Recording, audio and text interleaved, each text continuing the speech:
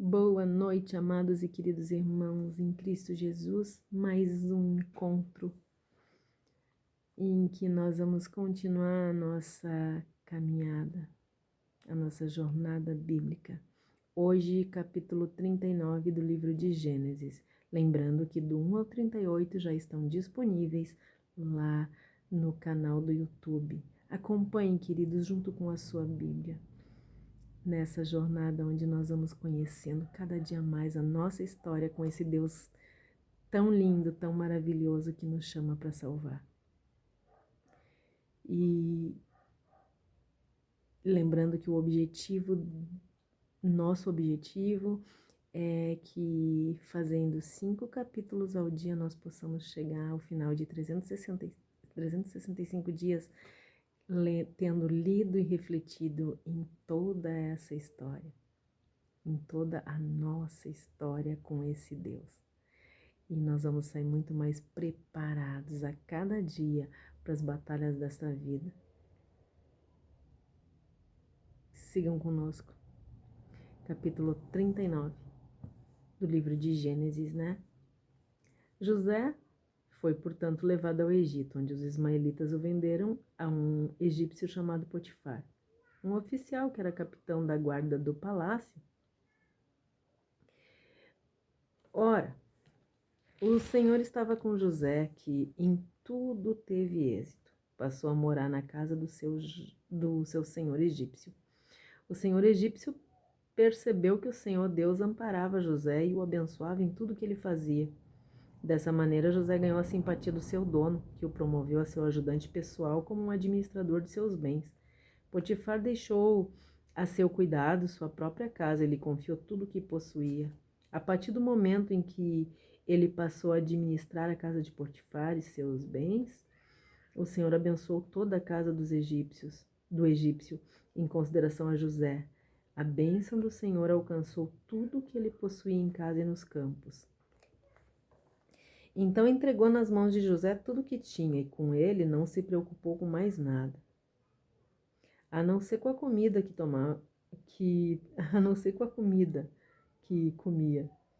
Era um homem de belo porte e tinha um rosto muito bonito. Algum tempo depois, a mulher do seu senhor começou a cobiçar José, e um dia ela o convidou: "Vem, se deita comigo." No entanto, ele se recusou e afirmou à mulher do seu senhor: "Estando eu aqui, meu senhor não se preocupa com o que passa na casa e me confiou tudo o que lhe pertence. Ele mesmo não exerce nesta casa mais autoridade do que eu, porquanto nada me negou a não ser a senhora, pois é a esposa dele. Sendo assim, como eu poderia cometer algo tão perverso contra o meu senhor e pecar contra o meu Deus?" Porém, todos os dias ele insistia que ele se deitasse com ela, mas José se recusava e fazia o possível para se manter longe da presença dela. Ora, certo dia, José veio à casa para fazer seu serviço e não havia na casa nenhum dos domésticos. A mulher o agarrou pelo manto e voltou a apelar: "Vem, se deita comigo." Contudo, ele fugiu da casa apressadamente, deixando o manto preso à mão da mulher. Assim que se deu conta de que, na fuga agonizante de José, ela havia segurado seu manto consigo, a mulher de Potifar chamou seus criados e alegou: "Vede, meu marido nos trouxe um hebreu para nos insultar. Ele invadiu minha casa, tentou abusar de mim, mas eu gritei. Quando me ouviu gritar por socorro, largou esse manto no meu lado e fugiu daqui. Ele conservou o manto consigo até que o senhor de José chegasse à casa." Ela conservou, né? Então contou-lhe uma versão da história: "Aquele escravo hebreu que nos trouxe aproximou-se de mim para me insultar. Todavia, quando gritei por socorro, ele largou seu manto ao meu lado e fugiu assustado." Quando o marido ouviu o que ela relatava, eis de que maneira teu escravo agiu para comigo. Sua ira se inflamou tremendamente. O senhor de José mandou apanhá-lo e jogá-lo na prisão onde estavam os prisioneiros do rei. E assim ele ficou na prisão. Contudo, o Senhor assistiu José e estendeu sobre ele a sua bondade, o poder, e o fez encontrar graça aos olhos do carcereiro-chefe. Assim, o carcereiro-chefe Transferiu para José toda a autoridade sobre o cárcere e sobre todos os que estavam ali presos, e ele se tornou supervisor de tudo o que se passava na prisão. O carcereiro-chefe passou a não se preocupar com mais nada, pois tudo corria bem sob a administração eficaz de José. Isso porque o Senhor estava com José e o abençoava com bom êxito em tudo o que realizava.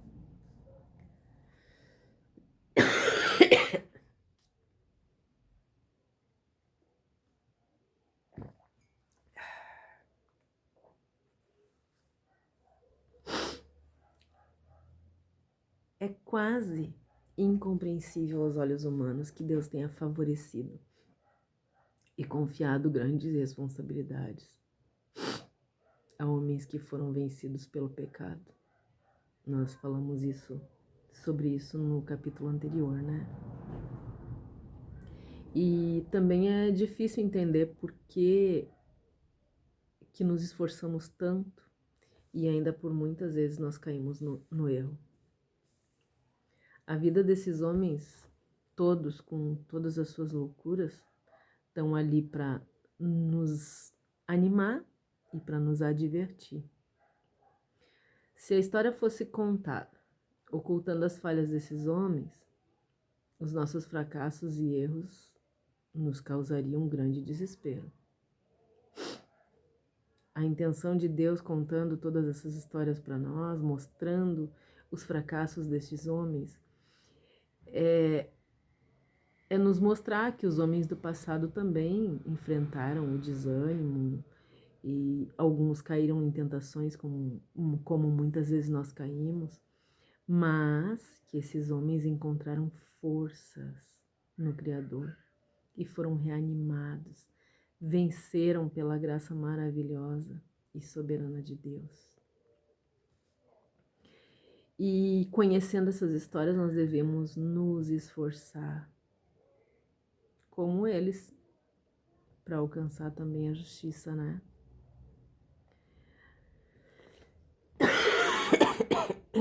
Assim como José, todo, sem exceção, queridos, todo aquele que viver no temor do Senhor pode se levantar, mesmo vivendo no meio da imoralidade, e viver corretamente diante de Deus e dos homens. Jesus Cristo nos capacitou para vencer o pecado. Ele já venceu todinho o pecado. Então agora é uma escolha nossa. Nós estamos capacitados a, não importa o lugar onde nós vivemos, não importa o lugar onde nós nascemos, não importa o lugar onde nós crescemos, não importa o lugar onde nós estudamos, trabalhamos, onde nós congregamos. Todos nós estamos capacitados, completamente capacitados a viver corretamente, longe da imoralidade e a ser um testemunho vivo do nosso Senhor diante dele e diante dos homens. Homens como José são uma exceção no mundo tomado por imoralidade e corrupção. E são esses os exemplos de como deve se comportar um cristão nesse mundo. Esse é o nosso exemplo. José fugiu da aparência do mal. José fugiu da imoralidade. A mulher de Potifar era linda, com certeza. Linda, cheirosa, arrumada. E José não disse que ele não queria. Ele disse claramente que ele estava negando os desejos dele, porque ele jamais desobedeceria e desonraria o seu Deus e o homem que confiava nele. José e Daniel são exemplos, né, de como é possível, e é possível, um jovem se manter puro num caminho separado, mesmo no meio da depravação, quando tudo conspira contra nós, quando tudo conspira para nossa destruição. quando tudo parece que não tem jeito. José foi vendido pelos irmãos, né, aos ismaelitas, foi revendido para o Egito, foi trabalhar na casa de Potifar, que era um oficial do faraó e capitão da guarda egípcia, né? Era um escravo, trabalhador de confiança e responsável. Mas a mulher de Potifar armou mais uma cilada contra aquele homem que inocentemente foi parar na prisão. Ele foi parar na prisão por honrar a Deus e a sua palavra com aquele homem que confiava nele. Mas até na prisão, ele nos ensinou que as adversidades servem para despertar em nós mais capacidade ainda, para mostrar para nós que mesmo em circunstâncias não favoráveis, nós podemos continuar a permanecer sendo fiel a Deus. Deus quer que nós enxerguemos na história de José, que ele levou ele até a cadeia, para que ele enxergasse, para mostrar para nós que o que ele enxergou lá, em circunstâncias, em outras circunstâncias, ele não enxergaria. As dificuldades, normalmente, elas são usadas como ponte para a nossa maturidade espiritual. A história de José ensina que a experiência é adquirida com o que nós fazemos, com o que nos acontece e com a paciência e a perseverança.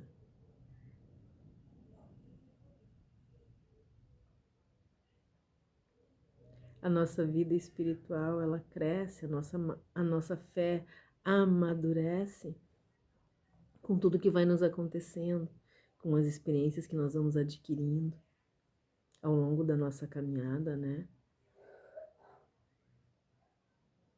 E nós vamos adquirindo paciência e nós vamos confiando cada vez mais. E tudo isso é o que provoca o milagre de Deus. A perseverança na fidelidade a Deus provoca milagres, acreditem. Nós precisamos saber, queridos, que a história de José não está ali para despertar ambição em ninguém, como normalmente acontece, né? Quantos pregadores nós vemos, quantas pessoas a gente vê lendo e contando histórias para nós, usando a história de José para despertar ambição nos crentes. Isso é terrível, queridos. Isso é nojento. A história de José não está ali para despertar ambição em ninguém. Ela está ali para ensinar o servo de Deus que Deus tem poder para nos arrancar de qualquer lugar, sim. Que Deus tem poder para nos colocar onde Ele quiser, onde os seus propósitos, aonde for melhor para os seus propósitos e para os seus planos. A história de José está ali para mostrar para os servos de Deus que nós temos poder para rejeitar o pecado em qualquer situação e para se manter firme diante de qualquer tentação, mostrando que ser governador não era um sonho de José, queridos. Era o plano de Deus, para um propósito exclusivo dele mesmo. Para que ele pudesse continuar a história de Jacó, o pai de José. José nunca sonhou nunca quis, nunca desejou ser governador, ele nem sabia disso, queridos. Acreditem, o plano era completamente de Deus, e só de Deus. E a partir daí, queridos, nós precisamos saber que Deus nunca falha. Mesmo quando tudo parece perdido, Aconteça o que acontecer, quem estiver ao lado de Deus vai vencer qualquer injustiça, qualquer provação, qualquer tentação e qualquer pecado. José provou que o pecado é uma escolha e mostrou que é possível nós evitar o pecado. Os irmãos de José não enfrentavam tentações, se sujavam em suas perversões. Nós vimos isso, né, com o exemplo de Judá, com o exemplo de todos os outros irmãos. Infelizmente, queridos, o mundo se inspira no exemplo de Judá, seguindo seus instintos absurdos e depravados e tudo em nome do prazer. Mas os cristãos têm o exemplo de José, que superou tudo que conspirava contra ele, tudo, com uma fé inabalável em Deus, com uma confiança inabalável. A fé em Deus foi o alicerce que sustentou José, que sustenta os cristãos.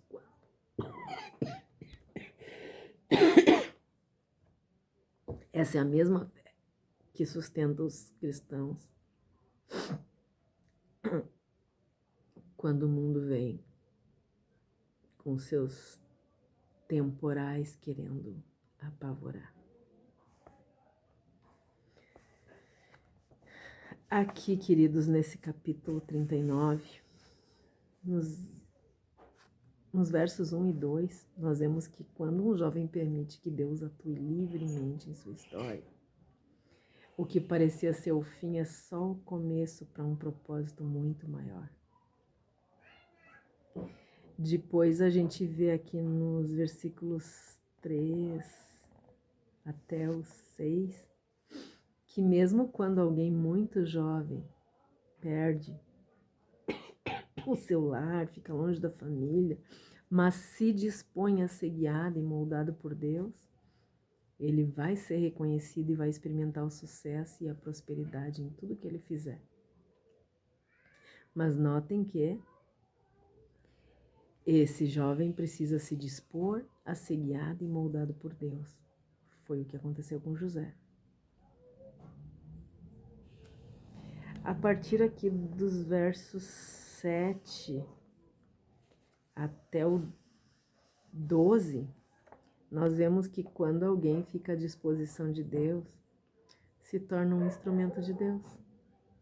E é claro que os principados diabólicos vão se levantar para tentar desviar essa pessoa do caminho certo, tornando a vida bem difícil. Mas o próprio Deus vai fortalecer e vai dar poder para que nós possamos resistir até mesmo a pior tentação.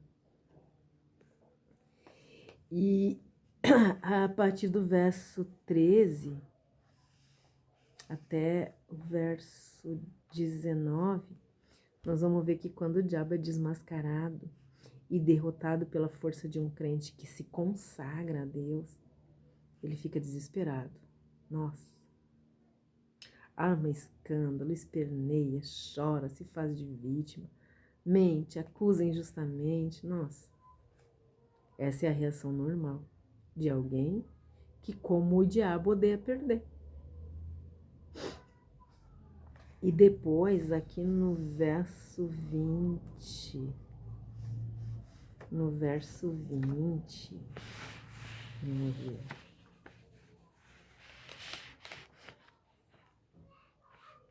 No verso 20, José vai para a prisão, né? E isso mostra que isso nos ensina que pessoas que se consagram a Deus não ficam intocáveis. Diante das acusações, muitas coisas podem acontecer. Nós não ganhamos superpoderes para evitar as injustiças dessa terra, as perseguições, as prisões, os martírios. Isso faz parte da caminhada cristã. E tudo isso vai fazer parte da vida de quem tem fé. E está disposto a perseverar até o fim, né? Aí, a partir do verso 21 aqui até o final, que é o 23,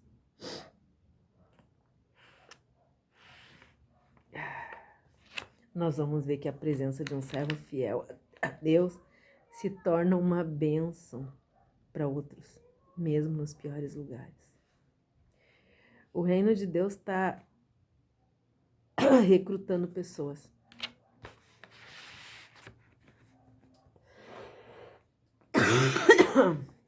Pessoas como José. Não pessoas que querem ser governador. Não pessoas que querem um título. Não pessoas que querem riqueza. Porque José não queria nada disso. Esse era só o plano de Deus para a vida de José. Para que, dentro do seu plano maior, ele pudesse regenerar a família de Jacó. Para preparar essa família e as futuras gerações para quando o Salvador viesse. O Salvador tinha que vir dessa família, né? Queridos, o reino de Deus está recrutando pessoas que queiram ser fiéis como José, a qualquer custo. Que tenham ousadia para repudiar e para desprezar o pecado. Que não vivem reclamando das injustiças. E que principalmente não desistem diante das injustiças.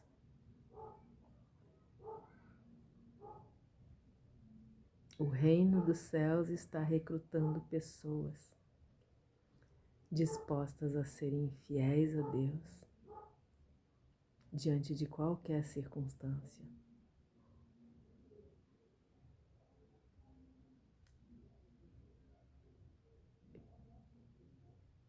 Podemos ser nós os candidatos?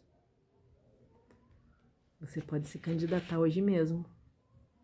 Dizer, Senhor, eis-me aqui.